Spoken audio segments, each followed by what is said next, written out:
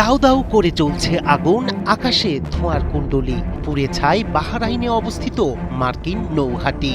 American সৈন্যদের নিজেদের বিলাসবহুল হোটেলে লুকিয়ে রেখেছিল বিশ্বাসঘাতক আরব আমিরাত ও বাহরাইন। তবে ইরানের তীক্ষ্ণ দৃষ্টি ফাঁকি দিতে পারেনি আমেরিকা, ইসরায়েল ও তার দোসররা।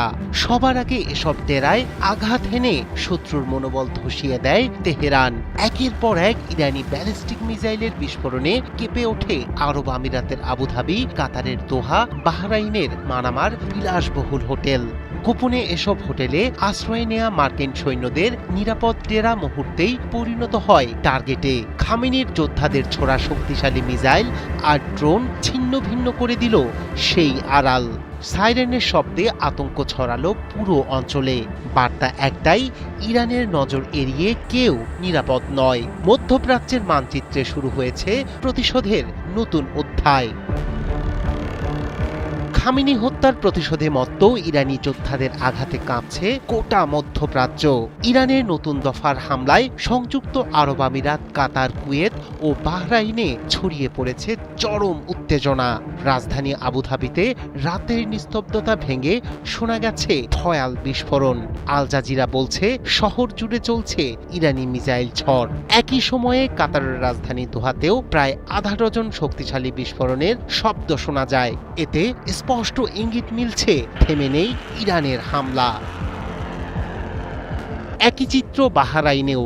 বিমান হামলার সতর্কতা জারি করে বাসিন্দাদের নিরাপদ স্থানে আশ্রয় নেয়ার আহ্বান জানিয়েছে দেশটির স্বরাষ্ট্র মন্ত্রণালয়। রাজধানী মানামাকে আশপাশের শহরের সঙ্গে যুক্ত শেখ খালিফা বিন সালমান সেতু বন্ধ করে দেয়া হয়েছে।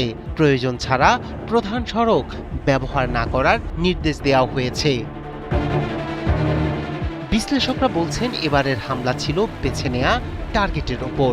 আমেরিকা সৈন্য প্রত্যাহারের ঘোষণা দিলেও তাদের সামরিক জনবল গোপনে অবস্থান করছিল আবুধাবি ও বাহরাইনের বিভিন্ন হোটেলে।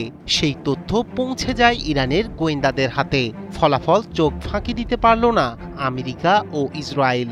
ইরানের শক্তিশালী ব্যালিস্টিক মিসাইল ও ড্রোন সরাসরি লক্ষ্যবস্তু বানায় আবুধাবির হোটেলগুলোকে, যেখানে অবস্থান করছিল মার্কিন সামরিক সদস্যরা। সূত্র বলছে আবুধাবিতে ইসরায়েলি নাগরিকদের উপস্থিতিও তুলনামূলক বেশি। উপসাগরীয় অঞ্চলের নিরাপত্তা বিশ্লেষকরা মনে করছেন এটি শুধু সামরিক হামলা নয়, বরং গোয়েন্দা সক্ষমতারও প্রদর্শন। ইরান দেখাতে চেয়েছে তাদের নজর এড়িয়ে নিরাপদে থাকা সম্ভব নয়। এখন প্রশ্ন, এই সংঘাত কতদূর গড়াবে? উপসাগরীয় আকাশে সাইরেনের শব্দ আর বিস্ফোরণের আলো কি আরও বড় যুদ্ধের পূর্বাভাস?